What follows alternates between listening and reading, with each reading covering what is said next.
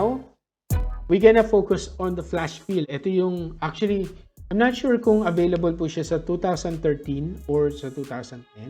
Pero just for your information, meron tayong flash fill. Meaning to say, napakadali niyang, para siyang automatic na naghahanap siya ng pattern dun sa specific cell natin.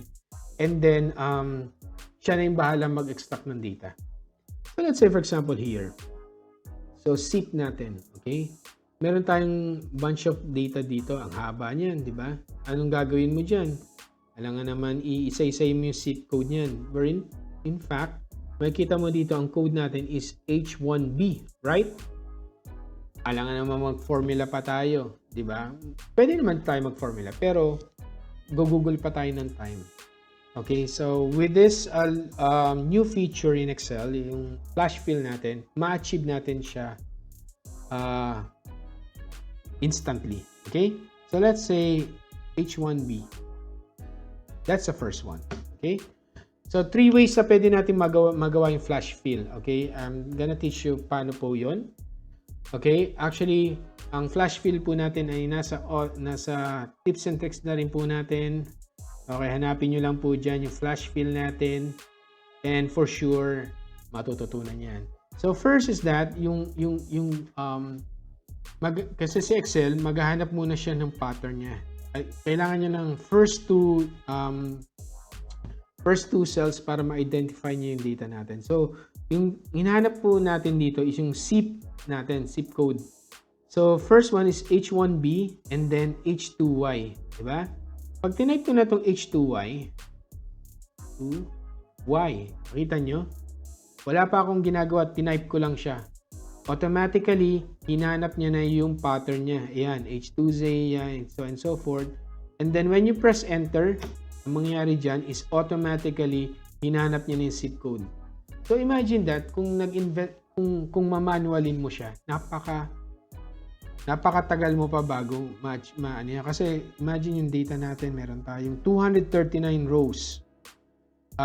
Without knowing the autofill, ang mangyayari dyan is itatype mo siya or magpo-formulate ka pa, maghahanap ka pa sa Google just to make sure na makita mo yung right formula na hanap mo. Okay, let's try sales naman.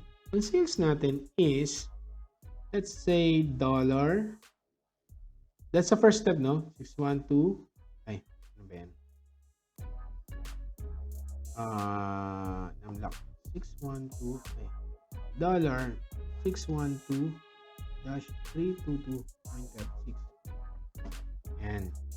Diba? So, ang ginawa natin dyan is, tinype lang natin itong sales na to out of this. Diba?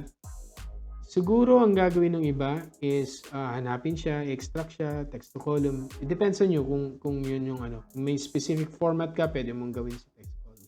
Pero si flash fill, ang pwede niya magawa is instantly. Ayan. Pag pumunta ka dito, sales, and then go to data ribbon tab, and then meron ditong flash fill, it's either you press Ctrl E or just click this one, it will automatically find yung pattern po niya and then apply it. So, try natin. Boom. Tapos. Diba? Napakabilis lang po. Anong ginawa ko? Tinype ko lang po and then click ko lang po, punta lang ako sa data ribbon tab and then click this one, Ctrl E. That's it. Wala na po akong ginawang iba and then automatically naghanap na siya. Okay? So, lastly, let's say country. Let's say meron tayong Canada. Okay, ito yung third option natin. Pwede nyo lang i-press Ctrl E. That's it. Yun lang. Hindi ko na ipa-press to. Ctrl E. Boom. Tingnan natin ha. Puro Canada naman pala to.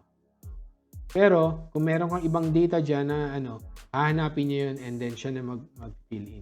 Diba? So, yan ang ginagawa ni flash fill.